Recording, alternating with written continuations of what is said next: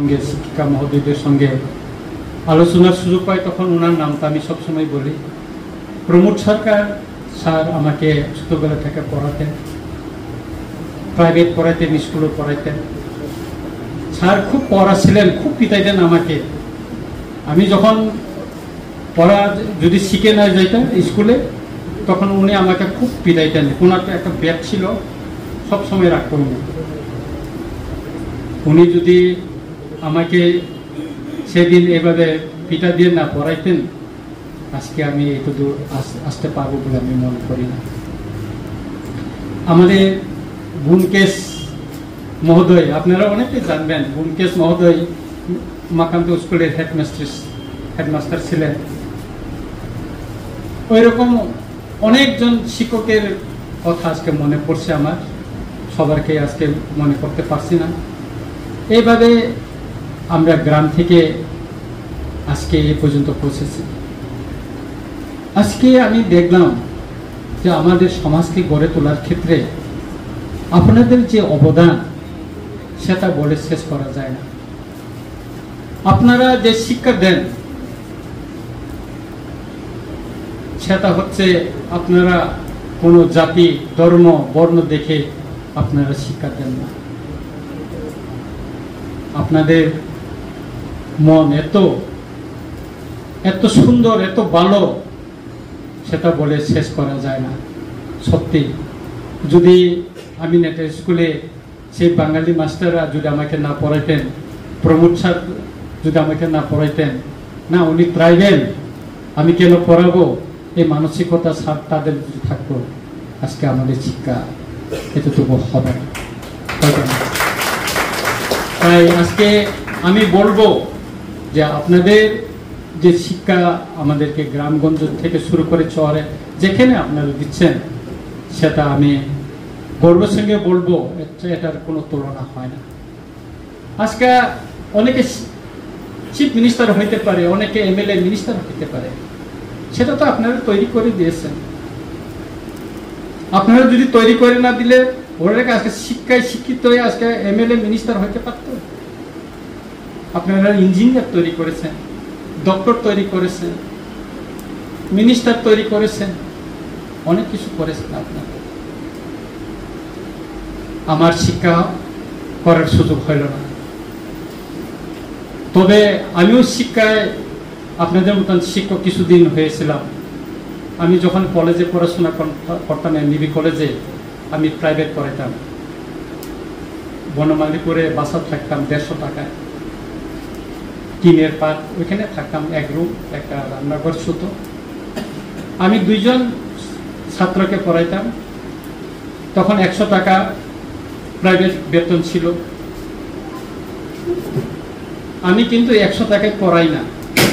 আমি বললাম, ওনার গার্জেন আমার সঙ্গে দেখা করলো, আপনি আমার মেয়েকে পড়ান, আপনি কত নেবেন? আমি 200 টাকা নেব। বরবারে 150 টাকা, 50 টাকা আমার আলাদা খরচ, আমি হিসাব করে 2 জন আমি পড়াই, 400 টাকা পাই আমি মাসে। এই ছাত্রগুলি ডক্টর হয়ে গেছে, একজন ইঞ্জিনিয়ার, একজন বর্মা, সে ডক্টর হয়েছে।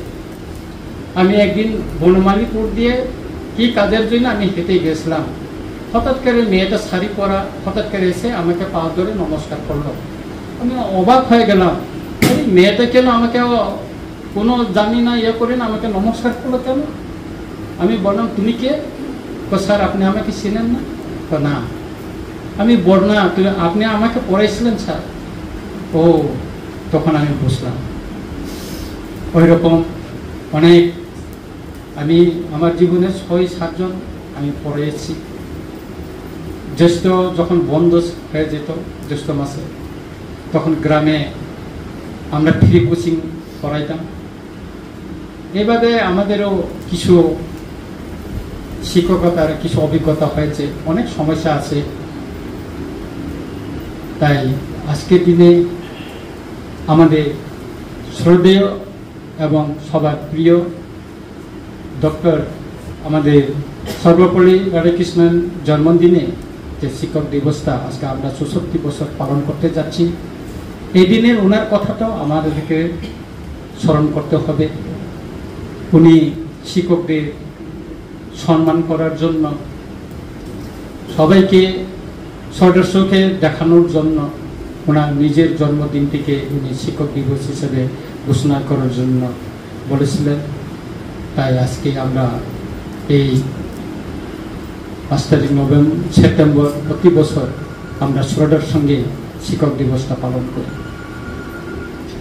আমাদের খোয়াই সাব ডিভিশনে আজকে যখন আমরা এখানে শিক্ষক দিবস উদযাপন করতে যাচ্ছি, আমি শুনেছি, আমার খুব কষ্ট লাগলো, খুবই কষ্ট লাগলো যে সারা ত্রিপুরায় অনেকজন শিক্ষিত আমাদের শিক্ষক শিক্ষিকারা সম্মানিত হচ্ছে, কিন্তু আমাদের খোয়াই সাব ডিভিশনে একজন শিক্ষকও আজকে কোনো পুরস্কার ঘোষিত হলো না রাজ্য বা কেন্দ্রতে।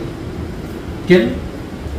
আমি শুনেছি গত বছরে নাকি এখানে একজন শিক্ষকও সম্মানিত হয়নি আমাদের সাব ডিভিশনে।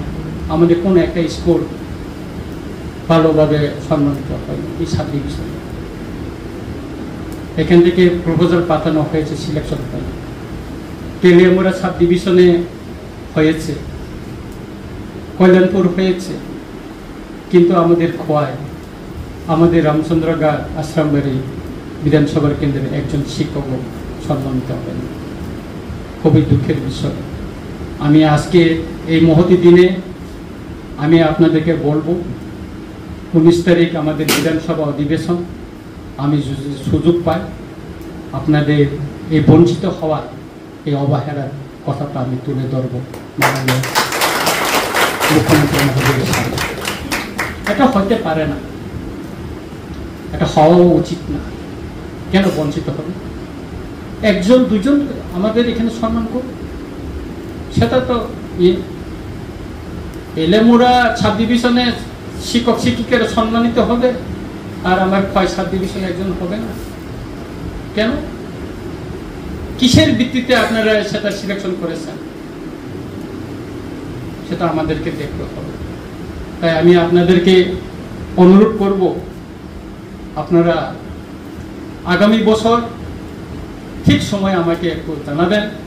এই বিষয়ে আমি চেষ্টা করব যাতে আগামী বছর আমাদের অন্তত খোয়াই সাব ডিভিশন থেকে কেউ না কেউ শিক্ষক শিক্ষিকারা সম্মানিত হোক, সেটা আমি চাই।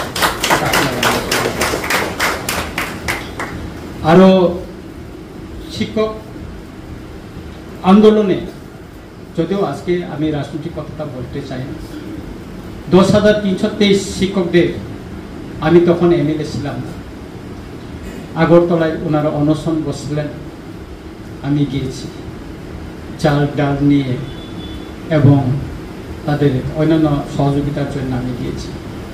শিক্ষক মানে আলাদাভাবে আমি দেখি, আলাদাভাবে শ্রদ্ধা করি। ওনারা যখন আন্দোলনে মারপিট খেলেন, সেদিনও আমি হাসপাতালে গিয়েছি, তাদের সহযোগিতা করেছি। তাই যে কোনো সময় শিক্ষকদের অভাব অভিযোগ আমি শুনতে পাই।